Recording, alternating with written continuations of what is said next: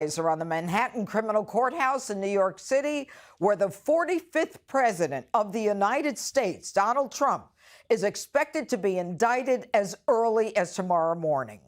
These unprecedented charges from the state of New York could range from a misdemeanor to a low-level felony derived from a novel legal theory about an alleged payment to a porn star 6 years ago.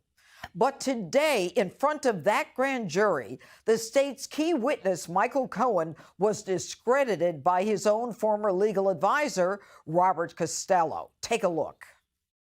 I just spent 2 hours or so testifying before the grand jury in downtown Manhattan, and I got my point across, although it was clear to me that the Manhattan DA's office did not want to get to the truth. I need to explain that a little bit.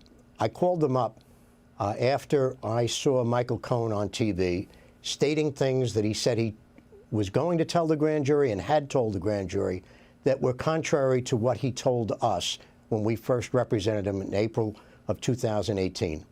So I'm sitting at home watching these lies, and I said, I've got to do something about it. I don't represent Donald Trump, but I do stand for justice, and I think I have a legal obligation to inform both sides. So that's what I did. So what does this testimony actually mean for the case going forward? In just a moment, we'll review the horrendous track record from New York's leftist, incompetent, Soros-funded, and politically charged District Attorney Alvin Bragg. But first, joining us now with more on what we can expect this week, Trump attorney Joe Tacopina. All right, good evening, Joe. There's so much to talk to you about. I find that statement that Bob Costello gave to Tucker within the last few minutes to be stunning, but not so surprising, I guess, in terms of his saying it's clear to me the Manhattan DA did not want to get to the truth. What can you tell us about the charges, if they're coming, and if so, when? You know, Janine, I mean, they're not obviously keeping us in the loop. And I've really racked my brains trying to figure out how they could fit that round hole into a square peg or a square peg into the round hole. It's mind-boggling that we're at this point.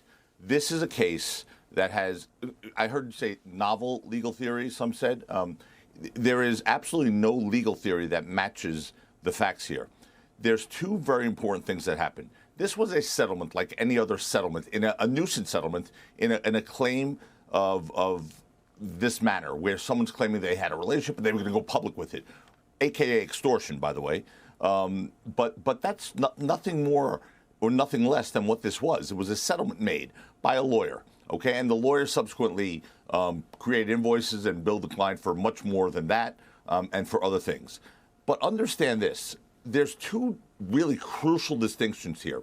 One, this was paid not with campaign funds, but with personal funds. Right. If President Trump thought this was a campaign violation, certainly, or something that would fall within the purview of a campaign, it would have been paid with campaign funds. Secondly, and most importantly, the bright line test for personal use, whether it is or is not a campaign donation, is when you have personal funds, you look to see if that payment would have been made irrespective of the candidate's campaign. Here, clearly, the answer is yes, as even Michael Cohen had to testify under oath when he pled guilty, that it was done to protect the president and his family from personal embarrassment. So it's mind-boggling that we're at this point. The rule of law is being stretched to pursue a political opponent of this prosecutor and this prosecutor's support system, which is the far left, the George Soroses of the world, who loathe everything Donald Trump. And so they're using a case that, by all accounts, was dead on arrival, by all accounts was turned down by every other agency that looked at it, and by this district attorney's office, who had put this in the grand jury 2 years ago and then withdrew it from the grand jury. All right, because they didn't find that there was enough to bring a case. All right, so just so we're clear, there is nothing illegal about giving someone money for them to be quiet. It's done every day in the corporate world, in the business world. It's called an NDA. So when they say it was an illegal payment, let's make it clear it was not. That's number one. Number two, the statute of limitations, Joe, has run on this, plus you've got a Manhattan DA, this Soros-funded prosecutor, who's trying to bootstrap a federal crime when the feds have already said it's not a crime. Is that correct? The feds have said it. Yeah, the feds have said it. The Federal Election Committee has not ever ruled that this was a violation. They looked at it. As a matter of fact, Bradley Smith, the former chairman of the FEC, said this is in no way, shape, or form a crime. That the facts presented here, coupled with the laws, don't equate to a crime. Look, again, this government official should not be stretching the laws or should not be taking novel legal theories beyond their normal means to get people that they think are unpopular or they don't like or have a political animus towards. I mean, one of the prosecutors from that office left that office and decided to write a book in violation of grand jury secrecy laws and the canons of ethics and all those other things. But what he said in that book was, there were so many pearls in that book for President Trump, but one of them was that they despised him so much, he despised him, he would have paid to prosecute Donald Trump. Right. Think about that. We were both prosecutors, Janine. Just think about that statement and those implications. And then here's the kicker. They hated the man so much that they were looking for a crime to fit. It's not supposed to be that way in this country. It's not supposed to be where you look for a crime to fit a target that you don't like. You're supposed to get information that gets brought to your attention of a crime, and then you hold responsible those parties that you deem committed this crime.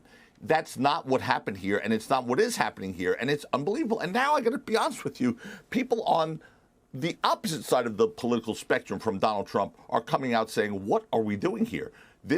We're going to create a breakdown in the rule of law in this country, and anarchy. It's horrible that a prosecutor's office is being used as a weapon against a political opponent. And Janine, you know what happened today, I assume.